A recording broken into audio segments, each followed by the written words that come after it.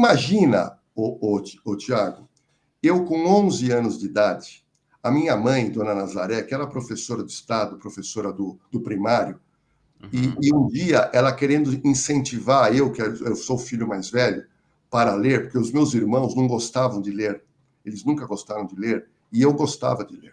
E minha mãe um dia trouxe um livro da Agatha Christie, Nossa. que é o romance policial.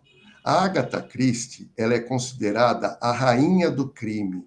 Foi a maior ou uma das maiores contadoras de histórias policiais, e a Agatha Christie, ela cria um personagem que é o detetive que resolve os crimes. E quando eu li aquele primeiro livro, eu falei, caramba, mas que coisa emocionante. Eu pedi, mãe, tem mais livro dessa mulher? E a minha mãe foi comprando todos os livros de Agatha Christie. Então eu li a coleção inteira dela. Quando acabou, eu pedi mais. Ela falou, não tem mais. Acabou. Bom, minha mãe era uma pessoa muito culta, muito estudiosa, e ela percebeu que o filho dela tinha interesse nesse tipo de leitura. E ela me trouxe os livros, em seguida ela me trouxe um livro do Conan Doyle. O Conan Doyle foi o escritor que criou o Sherlock Holmes. Uhum. E ele é muito curioso porque os dois são da Grã-Bretanha e os dois viveram no século XIX, no final do século XIX. Os dois juntos venderam, Tiago, mais de 4 bilhões de livros. São os grandes escritores. Então, para você ter uma noção, até os 14 anos, eu fiquei lendo Conan Doyle e lendo Agatha Christie. Aí, quando vem aquele boom da TV aberta, chegam os seriados americanos policiais. E o que mais me encantou era o do Detetive Columbo. O Detetive Columbo era um policial que ele era todo esquisito. Ele tinha um olho meio caído, ele andava meio torto, usava uma capa preta, falava umas coisas desconexas, mas ele esclarecia todos os crimes. E aquilo começou a me impressionar, quando, com mais ou menos 15 anos de idade, no colégio que eu estudava, algum aluno ou aluna colocou anilina, sabe aonde? Na cafeteira, na cafeteira que ficava na sala dos professores. Ou seja, alguém do colégio quis fazer um bullying com os professores. E aí, os professores começaram a tomar um café e eles perceberam que a língua ficava azul porque tinha anilina. E foi um alvoroço naquele colégio, a diretora brava contando para todo mundo, e a primeira professora que eu vi era a minha professora, e aquilo me doeu, porque ela se sentiu humilhada com aquela brincadeira. E naquele momento eu assumo meio que a capa do Detetive Columbo, eu assumo meio que a capa do Sherlock Holmes. E eu falo, caramba, eu quero descobrir quem colocou a anilina nessa cafeteira. Não, começou aí. Começou aí. E aí eu comecei a andar pelo colégio, e ali era o horário do recreio, e eu olhando com outros olhos aquele bando de garoto no recreio, eu vejo num cantinho um grupo de 4 meninas da minha idade. E elas estavam conversando e dando muita risada. Mas eu percebia que 3 davam risada e uma contava uma história. Eu fui me aproximando, e aí elas acabaram a história e tocou o sinal para voltar para o colégio, para voltar para a sala de aula. Quando elas estão voltando para a sala de aula, eu comecei a seguir essa menina que contava a história. E essa menina que contava a história, eu consegui observar que em 2 dedos da mão ela tinha um escurecimento na unha e dentro da unha. E aquilo me chamou a atenção. Falei, por que essa moça está com a unha suja? Bom, no outro intervalo eu procuro essa moça. Eu procuro ela, começo a conversar, e eu viro para ela e falo assim, eu joguei um verde para colher maduro. Eu peguei e falei para ela, olha, por que você fez isso na sala dos professores com a anilina?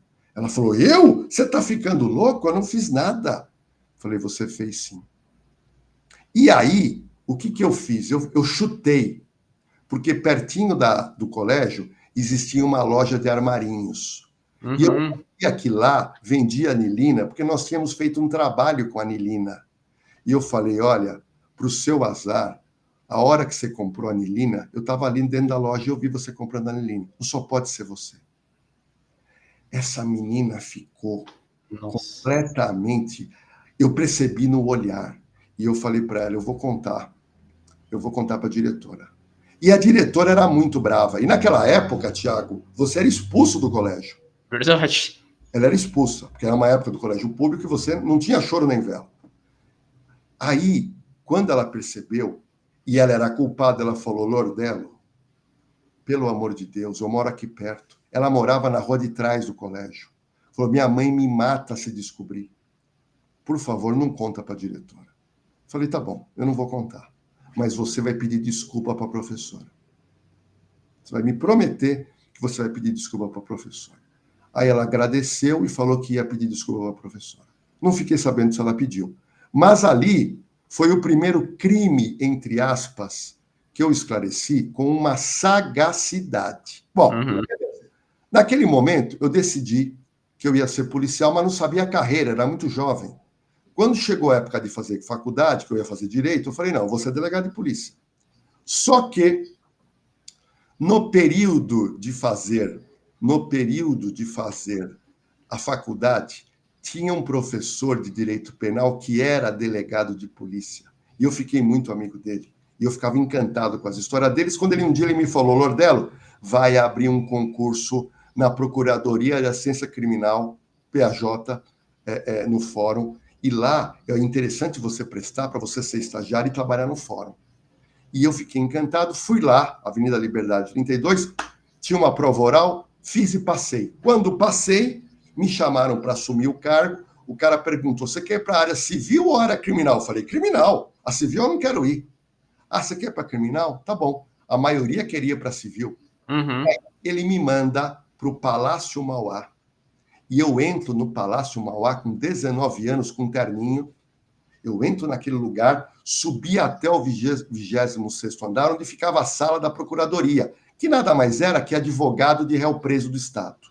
E eu fui trabalhar com uma japonesa, uma defensora pública que me acolheu. Só para você ter uma noção, eu fiz, em 2 anos e pouco, 1.000 audiências criminais. Eu entendi toda a dinâmica de audiência criminal. E eu vou te falar, é vibrante. É vibrante. E aí, eu estou te contando isso porque uma das minhas ideias tem a ver com o tribunal. Já tivemos formatos de tribunal na televisão aberta, mas nenhum se assemelha ao que você está planejando.